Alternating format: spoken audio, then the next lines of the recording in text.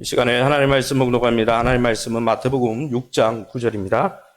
마태복음 6장 9절 말씀 한 절 보겠습니다.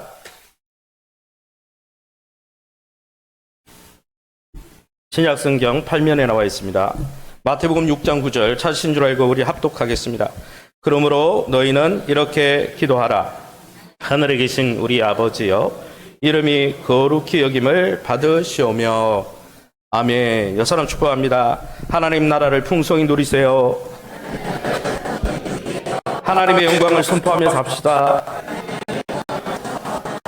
할렐루야. 우리 교회가 올해 목표가 하나님 나라를 이 땅에서 누려야 돼요. 천국을 이 땅에서 누리고 그 영광을 선포하는 교회라 했습니다. 그래서 하나님의 영광을 선포하기 위해서 이번 한 달 전도하는 일, 또 우리가 선교하는 일에 힘쓸 거고, 또 하나님 나라를 이 땅에서 누려야 될 거 아니에요. 어떻게 누리겠습니까?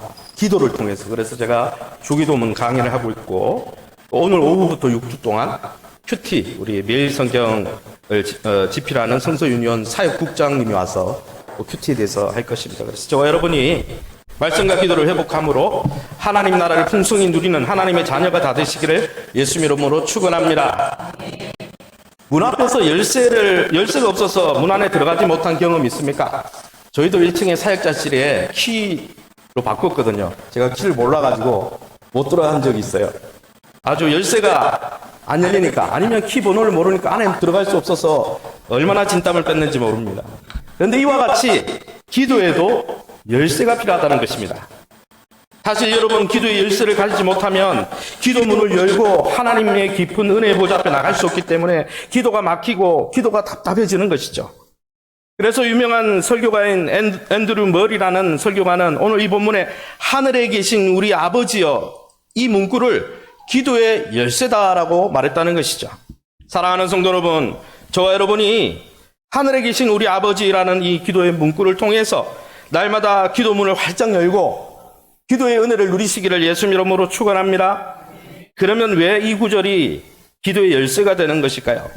먼저 오늘 세 어구가 어떻게 구성되어 있습니까? 첫 번째는 하늘에 계신 분이다 했습니다. 이 하늘이란 표현은 우리가 기도하는 영역이 어딘지를 보여주는 것이죠. 이 성경에 나오는 이 하늘이 샤마임 우라노스라는 이 원어를 쓰고 있지만, 이 하늘이란 표현은 이 성경에서 두 가지 중의적 의미를 갖고 있습니다. 첫 번째 하나는 영어로 표현하면 스카이. 스카이는 뭡니까? 요즘 친구들이 스카이라는 이름을 많이 짓더라고요. 그죠? 네. 근데 이 스카이는 보이는 하늘을 이야기합니다. 우리가 관찰할 수 있는 하늘. 눈에 보이는 성층권 다 하늘이죠. 그 하늘을 스카이라고 하고, 그 다음에 성경이 이 보이는 하늘만 이야기하는 게 아니라, 하늘이라고 할 때는 보이지 않는 하나님이 계신 영적인 세계를 스카이라는 표현을 안 쓰고 헤븐이라는 표현을 써서 하늘이라고 표현합니다. 그래서 사도행전 1장 11절 말씀해 보면 이 두 가지 표현이 한꺼번에 나오는데요. 하늘을 쳐다보느냐, 하늘로 올라지신 이 예수는 하늘로 가심을 본 그대로 오시리라. 이 표현을 읽어보면 처음에 하늘로 올라가는 건 뭡니까? Looking into sky라고 했는데, 뒤에 하늘로 올라지신 예수, heaven이라는 표현을 썼고, 다시 그 예수는 하늘로 가심을 본 그대로 heaven이라는 이 단어를 구별해서 쓰고 있다는 거죠. 사실 하나님이 계신 곳은 눈에 보이는 한 스카이가 아니라 영적인 세계는 헤븐이라는 것입니다. 이 하나님이 계신 영적인 세계 헤븐에 대해서 에베소서는 이렇게 설명하고 있습니다. 에베소서 1장 3절에 하늘에 속한 모든 신령한 복을 주신다 했고, 10절에 하늘에 있는 것을 통일되게 하신다고 그랬고, 20절에 예수님을 다시 살리셔서 보이는 스카이가 아니라 영적인 세계인 하늘의 오른편에 앉히셨다 그랬어요. 이 에베소서에 나오는 말은 다 하나님이 계신 곳, 보이지 않는 영적인 세계를 말할 때 이 하늘이라는 표현을 쓰는데, 오늘 주기도문에서도 하나님을 표현할 때 어떻게 해요? 하늘에 계신 분이다. 영적인 세계의 좌정에 계신 분이라는 거죠.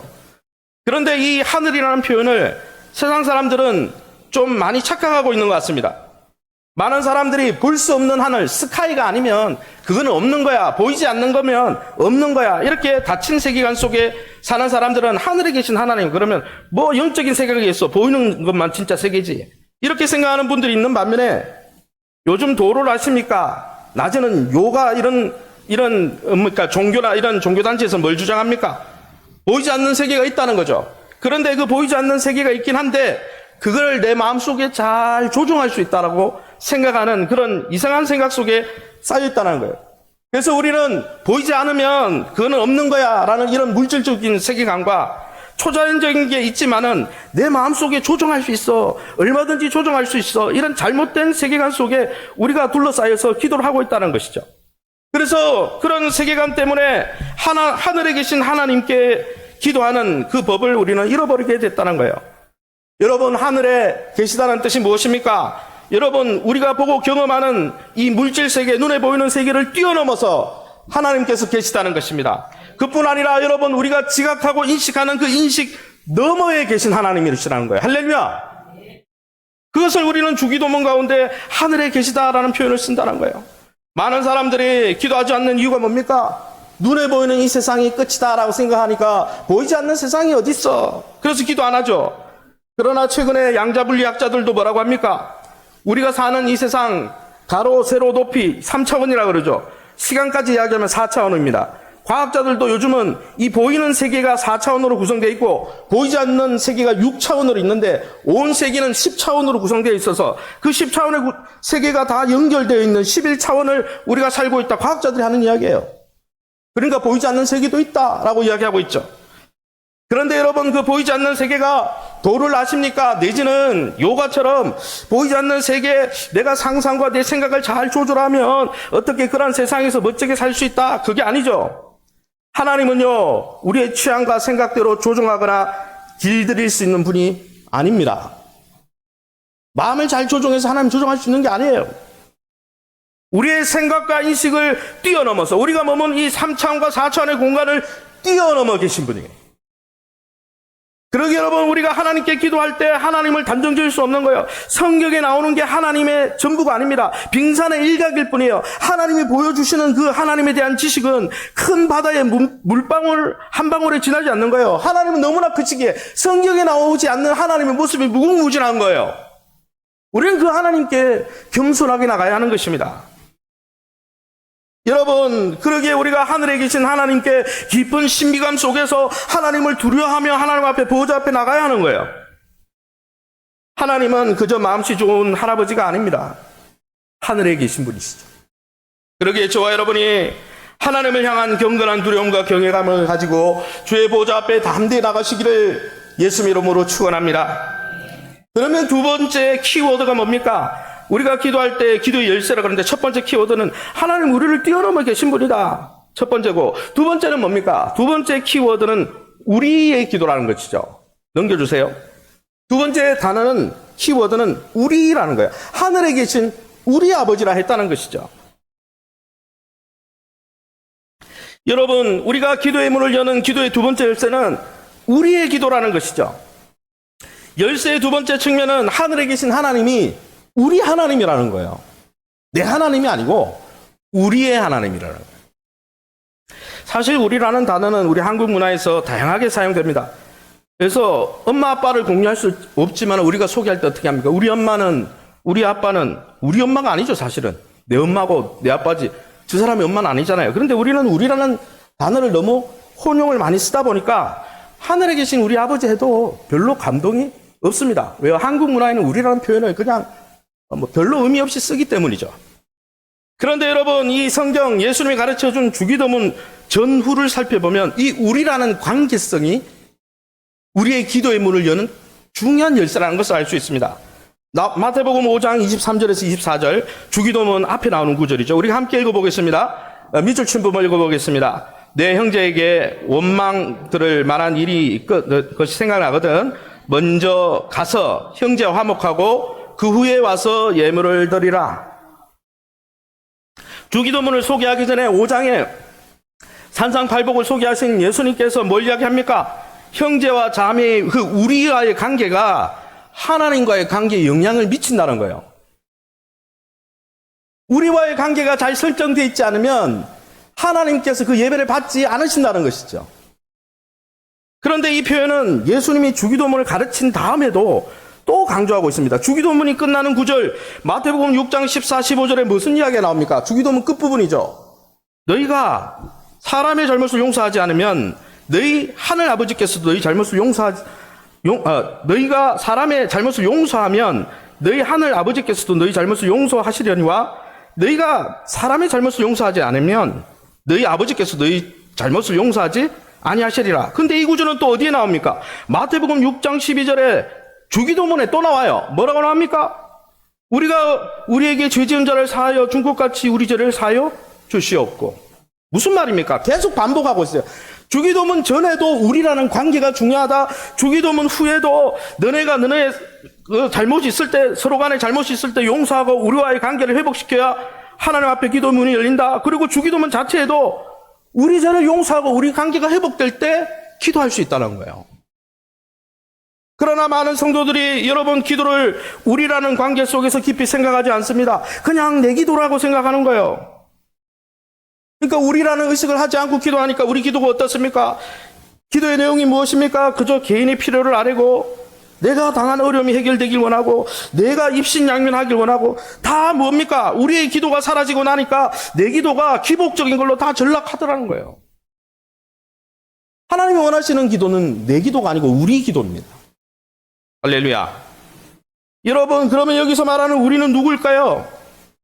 주기도문에 등장하는 우리는 모호한 우리가 아닙니다. 위아더원, 세상이 하나니까 세상 모든 사람을 가리키는 우리가 아니에요. 실체가 있는 인칭 대명사입니다. 그것을 잘 보여주는 게 무엇입니까? 요한 1서 5장 1절입니다. 요한 1서 5장 1절을 우리 함께 읽어보겠습니다.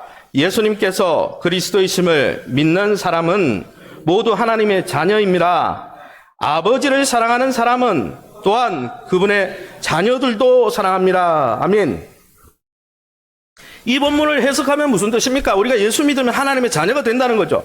하나님의 자녀가 된 사람은 하나님을 사랑하는데 또한 우리처럼 구원받은 또 다른 자녀, 다른 말로 하면 구원받고 나면 그냥 독수공반 아니면 독도처럼 홀로 하나님과 일대일 관계가 있는 게 아니고 그분의 자녀라는 공동체 안에, 하나님의 가족이라는 공동체 안에 속해서 그들과의 관계를 맺으며 살아간다는 거예요.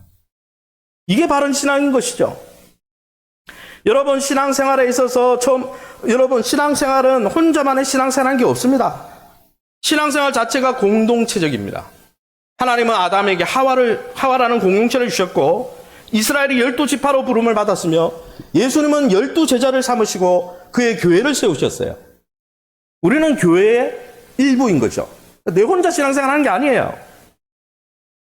그런데 여러분, 여기에 나오는 우리는 막연히 수많은 그리스도인을 가리킬까요?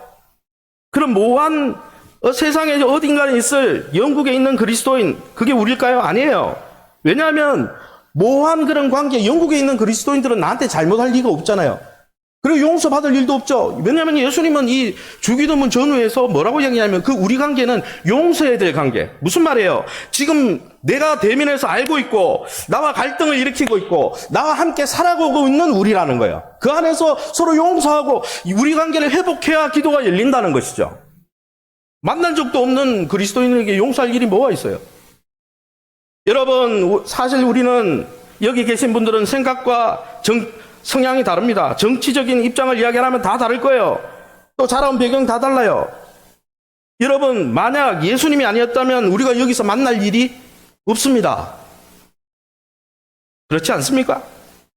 그러게 여러분, 주기도문은 예수님 안에서 나와 형제 자매의 관계를 맺은 우리가 함께 드리는 기도라는 거예요. 그런데 이것은 원문을 보면 더 강조가 되고 있습니다. 사실 우리 성경에는 주기도문에 우리라는 단어가 6번 나오거든요.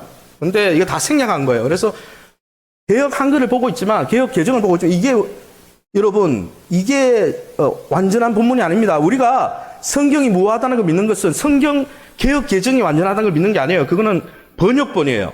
쉬운 성경처럼 번역본의 일부예요. 뭐가 완전하냐? 원문이 완전하다는 걸 우리가 믿는 거예요. 헬라어 원문에는 어떻게 되어 있습니까? 주기도문에 우리가 9번이 나와요. 3번이나 생략되어 있어요. 우리 성경에는. 다른 말로 하면 주기도문은 우리로 도배된 기도문이라는 거예요. 우리 계속 우리가 반복되고 있어요. 9번이나. 우리는 3번이나 생략하고 읽지만은 여러분, 주님이 가르쳐놓은 기도는 공동체적인 기도라는 거예요. 그래서 기도할 때 내 기도만 생각나고 내 가정 기도만 생각나고 내 마음속에 품은 형제 자매 내가 속한 공동체가 떠오르지 않는 사람은 불행한 사람입니다. 왜요? 주기도문대로 기도할 수 없기 때문에요. 왜? 하늘에 계신 우리 아버지거든요. 내 아버지가 아니고. 여러분, 그러기에 주님은 우리에게 말씀하시는 것입니다. 오늘 나와 부딪히고 나와 만나고 나와 앙다웅 싸움을 하기도 하고 실제 사정을 다 알고 있는 그 사람들이 우리인데 그들과 함께 우리 하나님이라고 고백하라고 우리에게 기도를 가르쳐 주는 거예요. 그래서 그 관계에 어려움이 있으면 서로 용서하고 우리의 관계를 회복하고 기도하라고 용서에 대해서 계속 이야기하는 것이죠. 사랑하는 성도 여러분, 저와 여러분은 어떤 기도자로 기도하고 있습니까? 교회 허물을 함께 짊어지고 내가 속한 횃불 공동체에서 신음하고 있는 내 목장 속에서 신음하고 어려워하는 그 형제 자매들과 함께 기도하고 있습니까? 우리가 함께 기도하지 않는 우리의 기도를 회복하지 않으면 늘 내 기도, 늘 우리 가족 기도에만 함몰될 위험이 있다는 거예요. 그건 하나님이 원하는 기도가 아니라는 것입니다. 내 기도 하지 말라는 게 아니라 그런 공동체성을 잃은 기도는 기복적인 신앙으로 빠지기가 좋다는 거예요. 그러기에 저와 여러분이 이 주기도문을 함께 배우면서 우리 가슴에 때로는 우리에게 상처를 주기도 하고 우리와 부딪히게 하는 그 형제 자매들을 용서하면서 그들과 함께 주님의 보좌 앞에 나가시는 공동체성을 회복하는 기도자가 다 되시기를 예수님 이름으로 축원합니다. 그래야 기도문이 열리는 거예요. 관계가 회복되지 않았는데 하나님과의 관계가 열린다? 거짓말이에요. 세 번째 키워드가 뭡니까? 아버지라는 단어입니다. 하늘에 계신 우리 아버지. 이 기도의 열쇠로서 하늘에 계신 우리, 그 다음에 세 번째 단어가 뭡니까? 아버지입니다. 사실 이 아버지라는 단어는 파테르라고 하는데 이것은 하나님과의 관계에서 정말 중요한 단어입니다. 여러분, 우리가 하늘에 계신 하나님께 기도한다 할지라도 우리가 공동체적으로 우리 기도를 한다 할지라도 하나님이 우리 기도를 꼭 들어줘야 될 이유가 있습니까? 저는 가끔씩 기도하면서 그런 의문이 들 때가 있어요. 왜냐하면 우리 기도 내용을 가만히 보면 하나님과 별 상관없는 내용들이 거의 대부분이에요. 제가 신년 기도 제목을 받아봐도 하나님 나라와 교회와 아니면 뭐 그런 기도 제목 별로 없어요. 다 개인적인 기도지. 그런데 하나님이 왜 이런 하찮은 하나님과 별 상관없는 우리 기도를 들으시는 걸까요? 근거가 뭡니까? 그것은 예수 그리스도를 믿을 때 우리의 아버지가 되시기 때문입니다. 할렐루야. 원문 순서에 보면 더 정확하게 나와 있습니다. 원문 성경에는 하늘에 계신 우리 아버지가 아닙니다. 이렇게 돼 있어요. 아버지여, 우리의 하늘에 계신. 이렇게 돼 있습니다. 그게 정확한 순번입니다. 즉, 아버지가 첫 번째 단어예요. 이것은 굉장히 중요한 거예요. 하나님과 우리 사이에 기도할 때 제일 중요한 단어가 뭐냐? 아버지라는 거예요. 예수 그리스도 안에서. 할렐루야. 사실 하나님은 구약에서부터 신약에만 하나님의 자녀가 된다, 영접하면 우리 아버지가 된다, 이런 단어가 신약에만 나오는 게 아니에요. 구약에서부터 이스라엘 백성의 아버지로 자기를 소개하십니다. 출애굽기 4장 22절에 23절 우리 함께 읽어보겠습니다.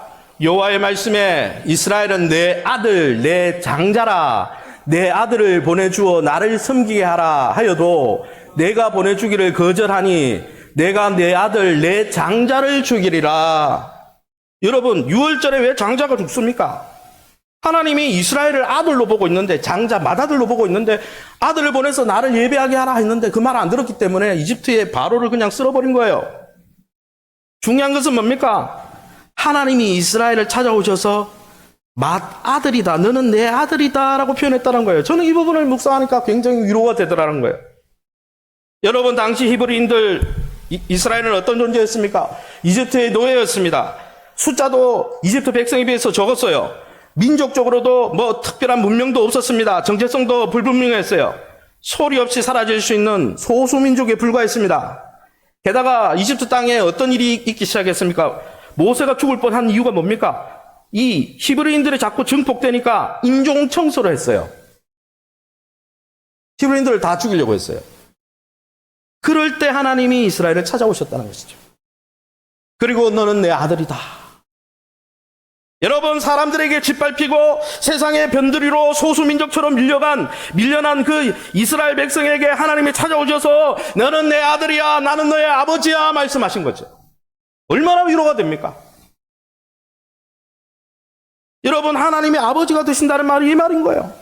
게다가 여러분, 너는 내 장자라 했으니까, 맏아들이란 말은 무슨 뜻입니까? 다른 아들들도 있다라는 거예요. 장남이란 말은 차남, 삼남 나온다는 거예요.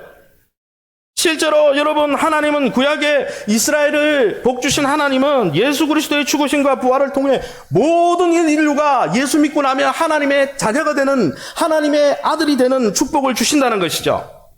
그래서 여러분, 예수님의 죽으심과 부활은 새로운 출애굽 사건입니다. 왜요? 죄의 노예로 살던 우리를 찾아오셔서 예수님의 죽으심과 부활을 통해 그것을 믿을 때 하나님을 아버지로 모시게 되고 우리는 하나님의 자녀가 되고 하나님의 아들이 되는 것이죠. 할렐루야. 그래서 예수님이 겟세마네에 십자가 사역을 놓고 기도하실 때 뭐라고 하셨습니까? 마가복음 14장 36절에 아빠 아버지여, 아버지께는 모든 것이 가능하오니 이 잔을 내게서 옮기시옵소서. 예수님만이 하나님을 아빠라고 불렀습니다. 그런데 여러분, 요한복음 1장 12절에 보면 예수 믿는 자들에게도 하나님을 아빠라 부를 수 있는 특권이 주어졌습니다. 뭐라고 되어 있습니까? 영접하는 자, 예수 이름을 믿는 자들에게는 하나님의 자녀가 되는 권세를 주신다 그랬어요. 어떻게 우리가, 사실 예수님은 성자 하나님이시니까, 아들 하나님이시니까 당연한데, 우리가 죄 많고 소수민족에 불과하고 내설 것 없는 우리가 어떻게 하나님을 아빠라 부를 수 있습니까? 예수님을 믿을 때 우리는 하나님, 육신적으로 하나님의 자녀가 아니지만 하나님이 우리를 양자로 삼아 주시기 때문입니다. 할렐루야. 그래서 로마서 8장 15절에 예수 믿을 때 받는 성령을 뭐라고 소개했습니까? 양자의 영을 받았으므로 우리가 아빠 아버지라 부르짖느니라. 할렐루야. 이처럼 여러분, 예수님을 믿을 때 예수님과 같이 하나님을 아빠라고 부를 수 있는 특권이 생겼다는 것이죠. 이것을 요한복음 20장 17절에 예수님이 부활하시고 이런 표현을 쓰셨습니다. 내가 내 아버지 곧 너희 아버지 내 하나님 곧 너희 하나님께로 올라간다 하라 하시니, 예수님 부활하시고 나서 하신 말씀이거든요. 뭐라고 했습니까? 내 아버지 내 하나님을 뭐라고 했어요? 너희 아버지다, 이제 너희 하나님이다. 이것이 여러분, 예수 믿을 때 생기는 특권이고, 이 아버지의 단어를 갖고 기도하러 나가기 때문에 기도문이 열리는 거예요. 할렐루야. 내가 3시간 기도하고 금식으로 기도했기 때문이 아니고 하나님의 아버지시기 때문에. 할렐루야. 게다가 이 아버지라는 단어는 친밀한 단어입니다. 하늘에 계시는 위엄이 있고 신비함이 느껴지지만 아버지라는 단어는 친밀감을 주는 거죠. 그래서 여러분, 우리가 기도할 때 떼 쓰는 이유가 뭡니까? 사실 여러분, 하나님 앞에 떼 쓴다고 들어주는 분이 아니에요. 하나님은 하나님의 보좌를 움직일 수는 없어요. 그건 잘못된 표현이에요. 뭘 하나님의 보좌를 움직여요? 하나님은 얼마나 위엄이 있는 분인데 감히 보좌를 어떻게 움직여요, 우리가? 그런데 우리가 기도 가운데 떼쓸 수 있는 이유가 뭡니까? 예수님 안에서 하나님이 아버지이기 때문에 때로는 떼쓰며 기도하는 거죠. 물론 어떤 분들은 아버지란 말 생각하면은 상처가 떠오르는 분도 있어요. 육신의 아버지에게 받은 상처 때문에. 그러나 여러분, 하나님 아버지는 육신의 아버지와 차원이 다릅니다. 말씀을 통해 하나님을 묵상해 보세요. 얼마나 인자하시고 인격적인 아버지인지. 그러기에 여러분, 하나님을 아버지라 부른다는 말은 하나님의 사랑에 전율한다는 것입니다. 그래서 사도 바울은 그 성경 중에 성경인 로마서를 쓰면서 로마서의 핵심이 뭡니까? 8장에 있거든요. 8장을 성경의 다이몬드라고 이야기하잖아요. 많은 주석가들이. 왜요? 핵심 중에 핵심인데. 거기에서 하나님의 사랑을 뭐라고 이야기했습니까? 로마서 8장 38절에서 39절을 우리가 함께 읽어보겠습니다. 내가 확신하노니 사망이나 생명이나 천사들이나 권사의 자들이나 현재일이나 장래일이나 능력이나 높음이나 깊음이나 다른 어떤 피조물이라도 우리 주 그리스도 예수 안에 있는 하나님의 사랑에서 끊을 수 없느니라. 할렐루야. 여러분, 우리는 이 아버지를 모시고 있는 것이죠. 그래서 기도의 문이 열리는 거예요.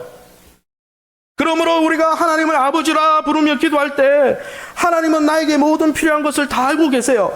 독생자까지 아끼지 아니하시고 주시니가 다른 것을 선물로 주지 않겠느냐. 사도 바울이 고백한 것처럼 우리에게 필요한 것을 다 알고 계시고 아들 하나님까지 우리를 위해 목숨을 내어주셨다면, 여러분, 우리를 위해서라면 그 무엇도 아끼지 아니하시고 다 주실 준비가 되어 있는 그 아버지 앞에 나가는 거예요. 믿으십니까? 이게 기도의 문을 여는 열쇠라는 것이죠.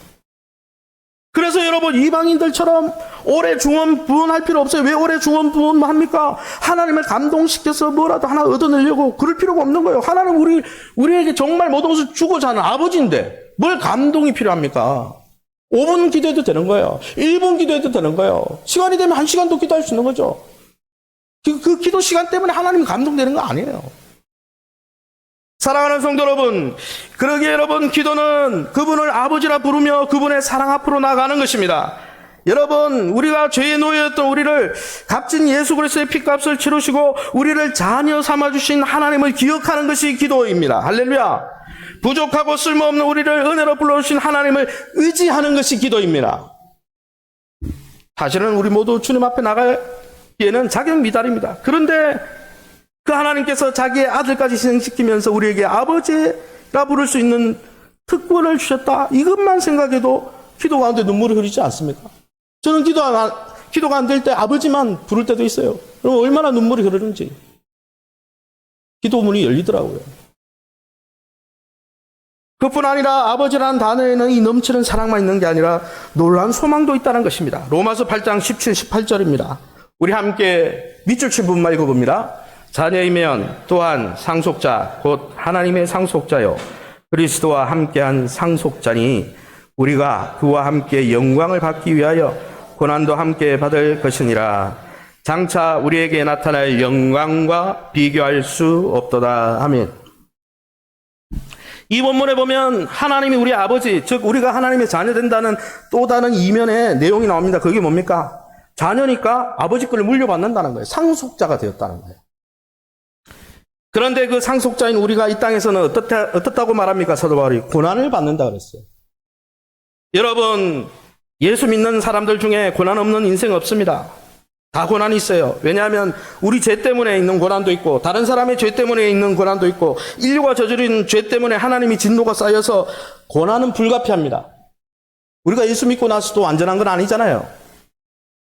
게다가 고난은 견디기가 어렵습니다. 왜냐하면 고난은 알지 못하는 때 오고 알지 못하는 방식으로 오고 때로는 원하지 않던 내용으로 닥치기 때문에 고난받으면 힘들어요.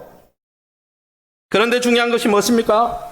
사도 바울은 이 성도들이 고난을 겪을 때 기억해야 될 것 하나 있는데 예수님과 함께 공동 상속자가 되었기 때문에 왜요? 자녀면은 아버지의 그 유산을 상속받잖아요. 그 상속받을 영광이 너무나 커서 고난받는 것은 아무것도 아니라는 거예요. 사랑하는 성도 여러분, 우리도 때로는 고난 가운데 있지만은 우리가 좌절하지 않을 수 있는 이유가 뭡니까?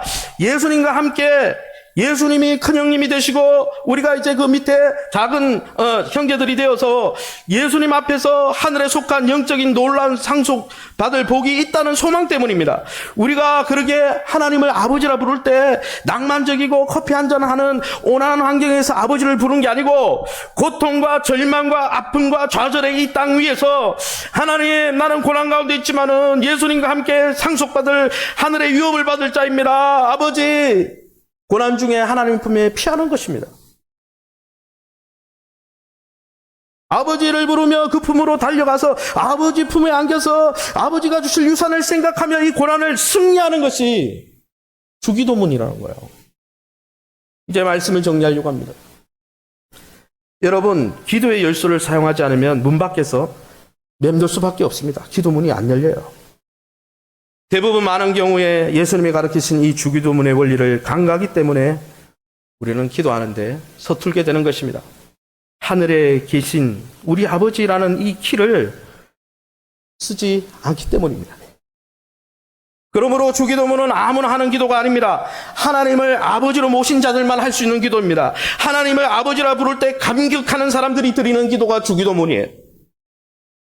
그저 나 자신만 잘되고 이 땅에서 성공하고 나 자신의 고통만을 위해서 기도하는 사람이 드리는 기도가 주기도문이 아니라 우리 하나님 나라의 백성인 내가 사랑하는 교회에 있는 형제 자매들을 가슴에 품고 함께 드리는 기도자들이 기도할 수 있는 기도가 주기도문이에요. 땅에 매여서 이 땅 외에는 하늘이 없는 것처럼 보이지 않는 세계가 없는 것처럼 이 땅에만 매여서 이 땅의 것만 쫓아다니는 비전도 없고 꿈도 없는 사람은 하늘에 계신 하나님께 기도할 수가 없는 거예요. 왜요? 보이는 게 다라고 생각하니까.